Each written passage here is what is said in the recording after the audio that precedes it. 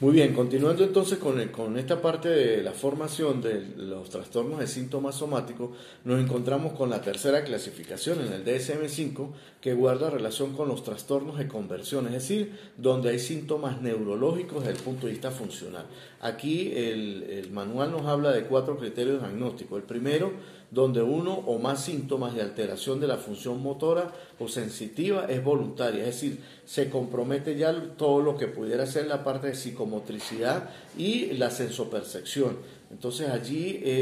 hay espontaneidad, pero la alteración viene a través de esa característica, es síntoma y tiene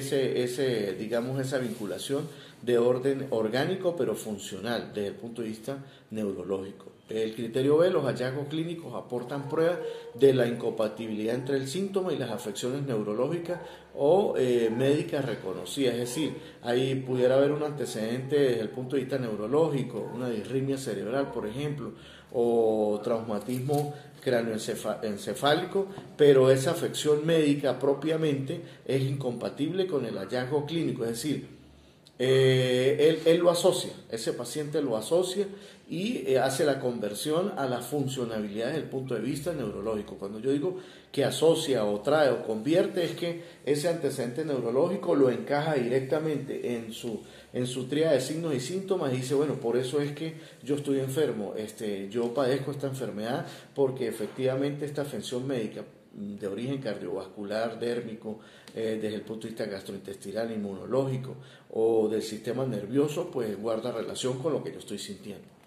El criterio C, el síntoma o la deficiencia no se explica mejor por otro tipo de trastorno médico-mental, y aquí hablamos de los criterios diferenciales, como lo decíamos en el trastorno de ansiedad por enfermedad. Y el criterio del síntoma causa malestar clínicamente significativo o deterioro en lo social, laboral u otras áreas importantes del funcionamiento. Claro, en todas estas alteraciones se ve afectado la dinámica de orden laboral, familiar. Son aquellos pacientes que acuden a consulta psicológica, exceso de preocupación por sus familiares, porque bueno, le dicen a uno, mire, licenciado, doctor, o como le quieran determinar a uno, ya lo llevamos al cardiólogo, lo llevamos al neurólogo, lo llevamos al cardiovascular, lo llevamos a otras especialidades médicas y no tiene nada, doctor, pero él dice que tiene síntomas de dolor de cabeza, síntomas en el epigástrico, tiene erupciones, a cada rato se presenta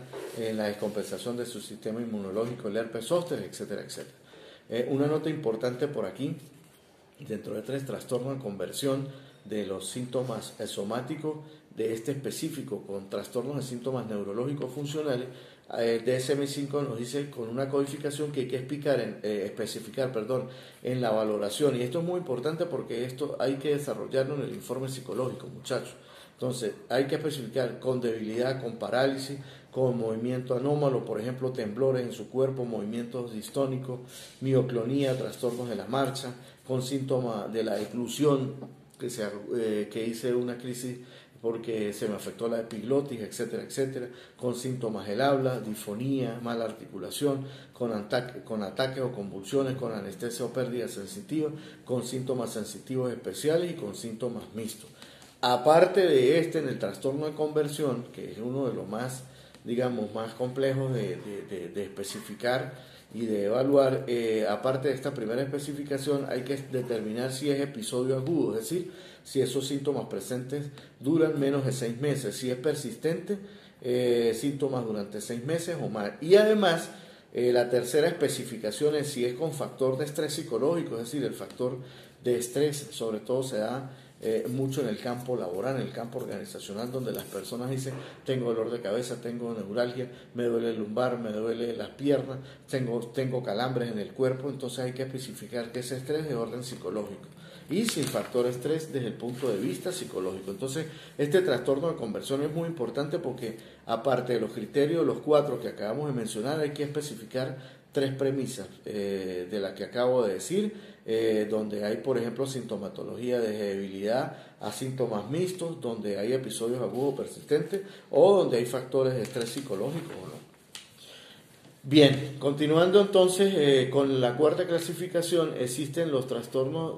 por factores psicológicos que influyen en otras afecciones médicas como tal. Y aquí nos encontramos con 3 criterios diagnósticos. El primer criterio diagnóstico es la presencia de un síntoma o afección médica que no sea un trastorno mental. Es decir, aquí el origen de la tríada de síntomas de orden fisiológico está asociada a una afectación desde el punto de vista médico. Criterio B, los factores psicológicos o conductuales que afectan negativamente a esa afección médica, es decir, hay un antecedente médico y se ve complicado por estos factores psicológicos, se presentan de acuerdo a estas características. Primero, los factores han influido en el curso de la afección médica, como se pone de manifiesto por una estrecha asociación temporal entre los factores psicológicos y el desarrollo o la exacerbación o el retraso o la recuperación de la afección médica. Es decir, son esos pacientes que tienen algún antecedente de orden gastrointestinal, dicen que ese es su síntoma, pero el origen está asociado a ese factor de orden psicológico, por ejemplo el estrés, la fatiga, etc. La segunda caracterización guarda relación con los factores, que esos factores interfieren en el tratamiento de la afección médica, por ejemplo, poco cumplimiento. Otra característica, los factores constituyen otro riesgo bien establecidos para la salud del individuo. Y la última característica, los factores influyen en la fisiopatología subyacente porque precipitan o exacerban los síntomas o necesitan asistencia aún desde el punto de vista médico. Entonces este es el criterio B del trastorno por factores psicológicos que influyen, inducen más, complican más, agravan más una afección desde el punto de vista médico. Aquí hay que tener cuidado también porque hay que especificar la gravedad actual de esa perturbación o esa alteración. Entonces aquí hablamos de si es leve, aumenta el riesgo médico, el moderado empeora la afección médica subyacente, por ejemplo, ansiedad que agrava el asma, que agrava otras, patologías de orden respiratorio, del sistema respiratorio grave, da lugar a hospitalización o visita al servicio de urgencia. Son aquellos pacientes que llévenme al médico porque yo no aguanto, tengo este síntoma, etcétera. Y cuando va al psicólogo y hace la valoración, pues guarda relación con esos factores de orden psicológico que venimos estableciendo. Y la gravedad actual del extremo, cuando necesariamente produce un riesgo importante con amenaza a la vida, por ejemplo, ignorar síntomas de un ataque cardíaco. Generalmente las personas que sienten angustia, ansiedad, padecen de una operación aquí como en el pecho, entonces asocian ese factor psicológico a lo que posiblemente, por ejemplo, si es hipertenso, entonces va a decir, siento que me está dando un infarto, ya me dio un infarto, etcétera, etcétera, y bueno, son los que presentan esta caracterización. Hay otro tipo de trastorno que también establece el manual criterio diagnóstico de síntomas somáticos, como es el trastorno facticio. ¿Y qué consiste este trastorno facticio? Bueno, hay 4 criterios también interesantes que plantea el manual diagnóstico, y el primero, el criterio A, tiene que ver con la falsificación de signos o síntomas físicos o psicológicos o inducción de lesión o enfermedad asociada a un engaño identificado. Es aquí, dentro de la estructura psíquica, ya el paciente, se da mucho en los niños y en el adolescente, induce esa sintomatología, ¿sí? Y él, dentro de su concepción, pues se prefabrica ese síntoma, lo asocia a una enfermedad, pero todo está desde el punto de vista de la alterabilidad de orden psicológico que pudiera estar presentando. El criterio E, el individuo se presenta a sí mismo frente a los demás como un enfermo, incapacitado, lesionado. Son aquellos pacientes que ante los grupos sociales, grupos familiares, el quejoso, no, porque es que yo soy enfermo, a mí se me da la atención todos los días con dolor de cabeza, todos los días, la inflamación de los nervios cervicales, no aguanto el dolor lumbar, etc. Son los famosos que yo digo, por cierto, quejosos, ¿no? El criterio C, el comportamiento engañoso es evidente incluso en ausencia de una recompensa externa obvia, es decir, puede ir al médico, puede estar, le pueden decir mamá, papá o hermano o tío, usted está bien, no, es que usted no me entiende, yo tengo ese síntoma y nadie me entiende porque claro, como no es su cuerpo, entonces más o menos en síntesis son los que presentan ese tipo de perturbación. Y el criterio del comportamiento no se explica mejor por otro trastorno mental como el trastorno delirante o otro trastorno psicótico. Bueno, aquí hacemos énfasis a lo que tiene que ver con la parte de